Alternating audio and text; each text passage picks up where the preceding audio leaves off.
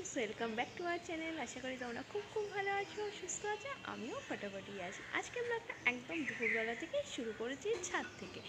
তো ছাদে জাস্ট একটু আগে মানে লাঞ্চ হলো। আমার লাঞ্চ কমপ্লিট করে ছাদে যেগুলো জামা কাপড় শুকোতে দেওয়া ছিল সেগুলো তুললাম, যেগুলো ভেজা ছিল সেগুলো আলাদা রাখলাম। এই করে ভাবলাম এবার ব্লগটা স্টার্ট করা যেতে পারে। এখন একটু ফ্রি হয়েছি এক কথায়। তো যাই হোক, তো ব্লগটা এখান থেকে স্টার্ট করলাম। তোমরা কেমন আছো আমাদের জানিও অবশ্যই।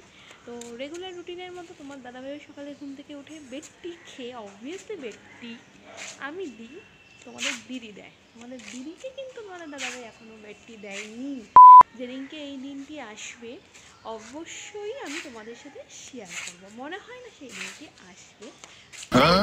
আমি তোমার দাদাভাইকে বেড টি দিলাম। বেড টি খেয়ে রেগুলার রুটিনে স্নান করে একদম ব্রেকফাস্ট করে অফিসের জন্য চলে গেছে। আর আমি আমার রেগুলার রুটিনে স্নান টান করে পুজো করে রান্না করে খাওয়া দাওয়া কমপ্লিট করে এই জাস্ট ফ্রি হয়ে তোমাদের সাথে কথা বলতে আসলাম। তো এখন একটু ঘুরছি ছাদে।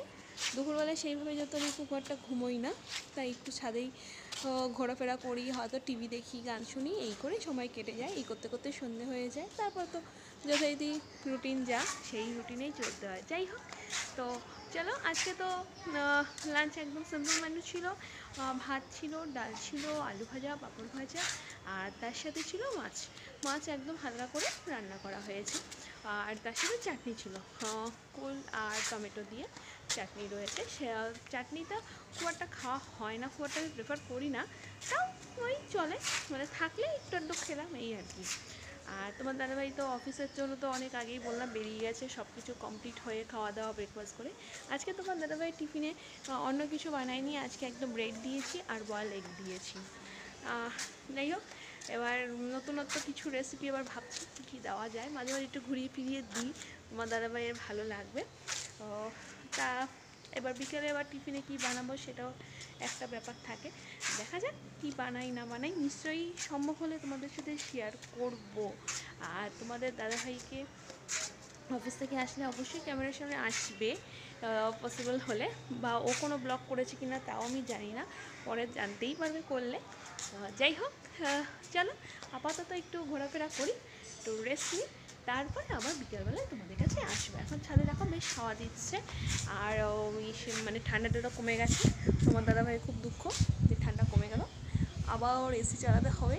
আর এ নিয়ে চলছে, কিন্তু আমার এই গরমকালটাই বেটার, কারণ খুব একটা ঠান্ডাকালটা আমার খুব একটা ভালো লাগে না। ঠান্ডা চলে গেছে, বাঁচা গেছে, আবার নেক্সট ইয়ার হবে। তো আপাতত ঠিক আছে, চলো আপাতত ঠান্ডা চলে গেছে, বাই বাই, টাটা।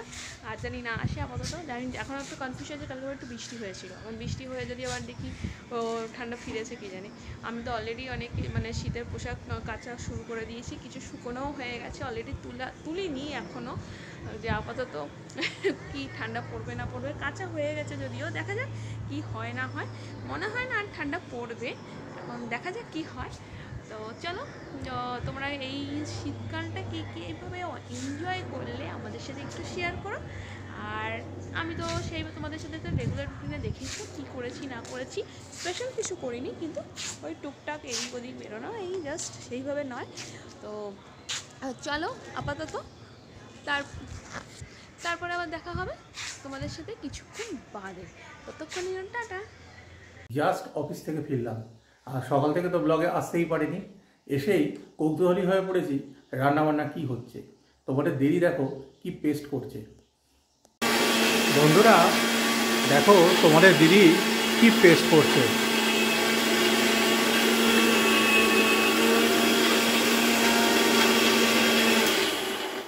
রান্নাঘরের দিকে আসতে গিয়ে একটা সুন্দর গন্ধ পেয়ে রান্নাঘরের দিকে চলেই এলাম, যদিও এখনও অফিসে হয়নি।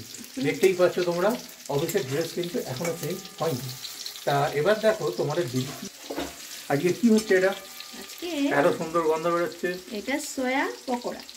আচ্ছা, তোমরাও রেসিপিটা আজকে শেয়ার করিনি, যদি কখনো মনে হয় বলো কমেন্টসে, অবভিয়াসলি জানিয়ে দেবো।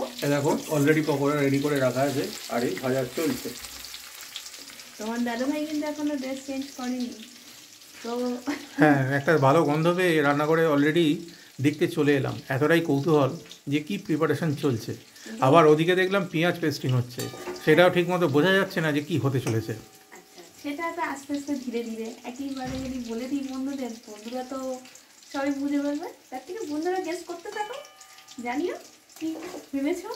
আর বাকিটা তো অবশ্যই পরে রইলই, জানাবো কি করছি না করছি। সদ্য সরস্বতী পুজো অতিক্রান্ত, আকাশে বাতাসে এখনও সে বসন্তের রেশ।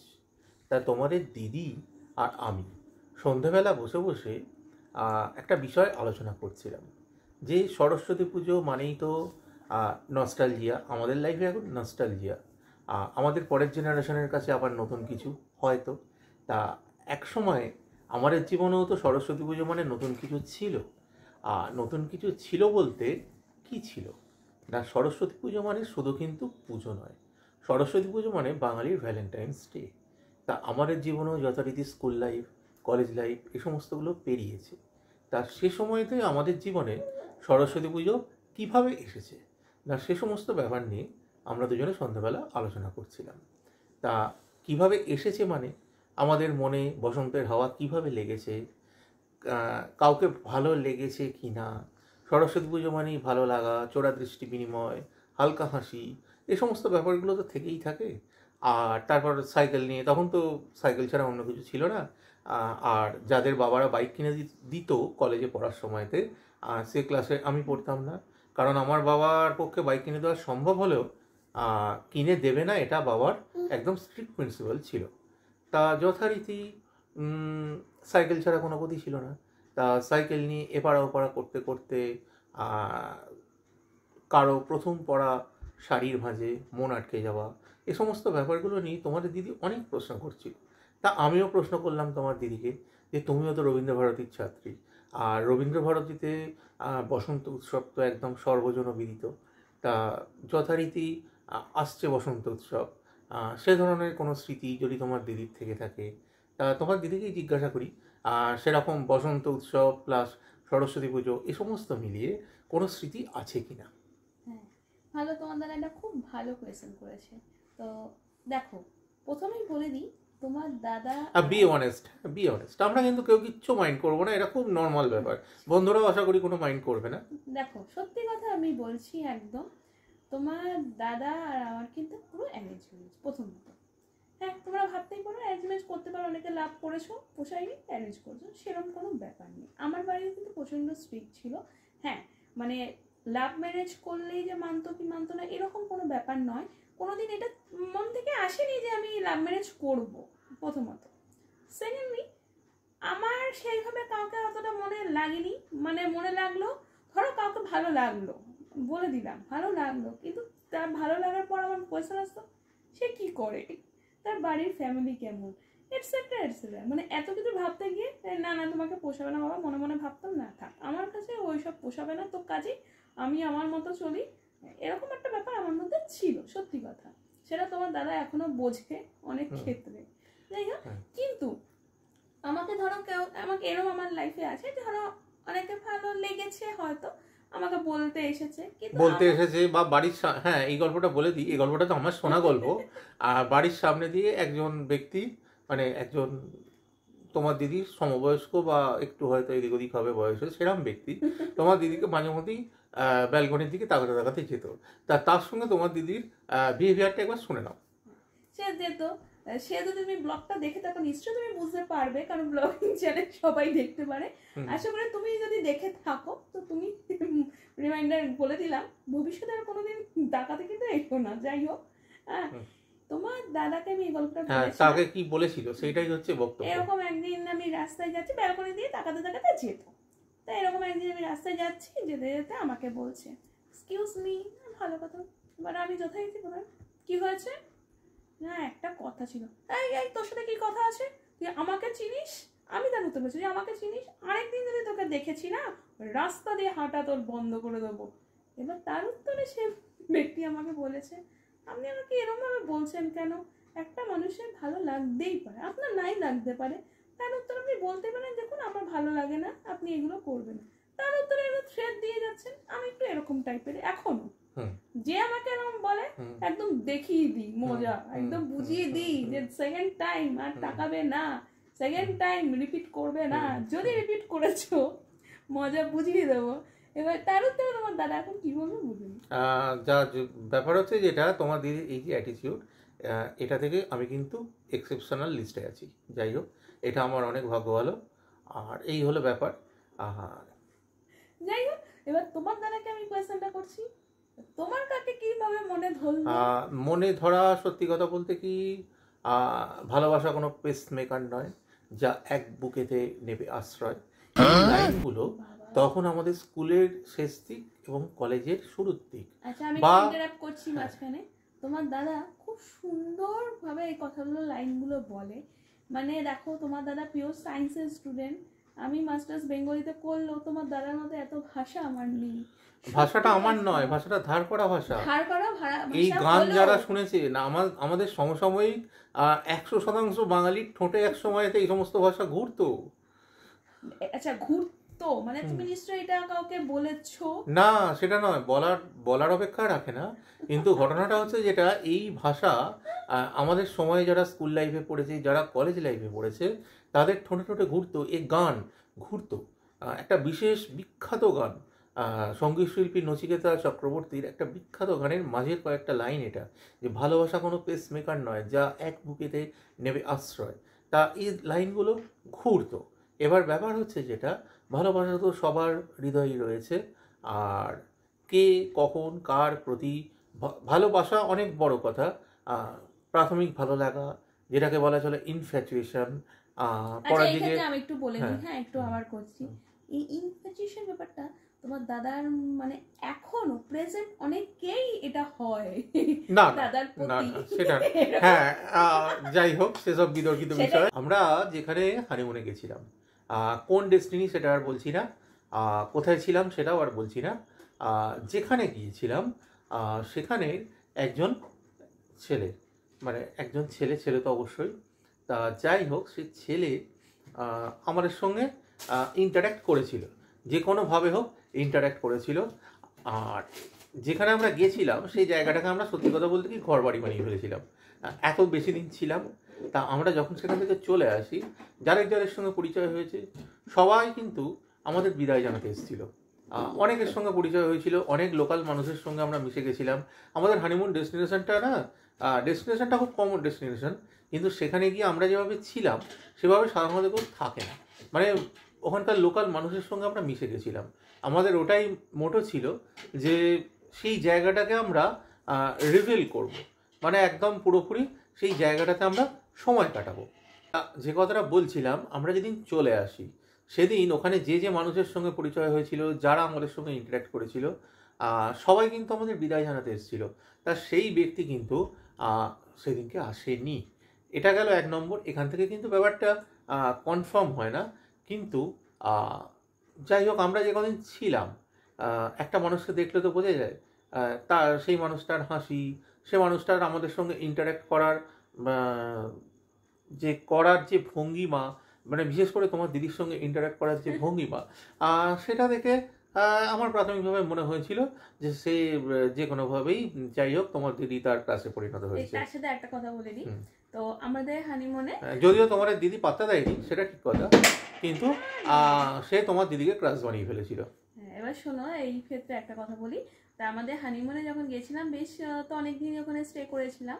তা সেদিনকে ডিনার, একটা স্পেশাল ডিনার আমাদের অ্যারেঞ্জ হয়েছিল, তার সাথে একটা কেক কাটিংয়ের ব্যবস্থা ছিল, ওখান থেকে অ্যারেঞ্জ করে দিয়েছিল। এবার কেক কাটা হলো, সব হলো। সেই ব্যক্তিটি বাচ্চা ছেলে, মানে ব্যক্তি কি বলবো, একদমই ছোট, মানে খুব বেশি হলে 21 কি 22 হবে, খুব বেশি হলে, তাই না? একদমই ওই রকম, ওর বেশি হবে না। সে কেক কাটিং হলো, সব ছিল, সেও ছিল। এবার কাটা হলো। হ্যাঁ, এবার সে তোমার দাদা ভাইকে জিজ্ঞেস করছে, স্যার একটা কথা বলবো? বলছে হ্যাঁ হ্যাঁ বলুন। বলছে ম্যাডামকে একটু কেক কি খাওয়াতে পারি? তোমার দাদা, আমার তার প্রচন্ড হাসি পেয়েছিল। হ্যাঁ হ্যাঁ, কোনো ব্যাপার না, ওয়াই নট, একদম বলেই দিল, ভালো কথা। যাই হোক, তো সে দেখি খাইয়ে দিল। আমি খুব এনজয় করি। তোমার তার সাথে এটাও বলি, আমরা তো ওখানে ছিলাম, তার সাথে সাইডে মানে লোকাল ঘুরতেও বেরিয়েছিলাম তোমার দাদা ভাই আর আমি। সেরকম ওখানে গিয়ে তোমার দাদাভাইয়েরও কিন্তু অ্যাডমিশনে মানে কি বলবো মেবি কত হবে, হয়তো তোমার দাদাভাই থেকে একটু সামান্য, খুব বেশি এটা ডিফারেন্স হবে না, তার একটু চোখে চোখে কথা, হাসি, মানে সে একদম বুঝিয়ে দিচ্ছে যে আমার তোমাকে ভালো লাগে। আমি যথারীতি ওখানে দাঁড়িয়ে যে ভালো লাগুক আর না লাগুক তোমাকে দেখানো হয়, চলো শিগগিরি এখান থেকে, একদম এরকম একটা ব্যাপার, বুঝেছো তো?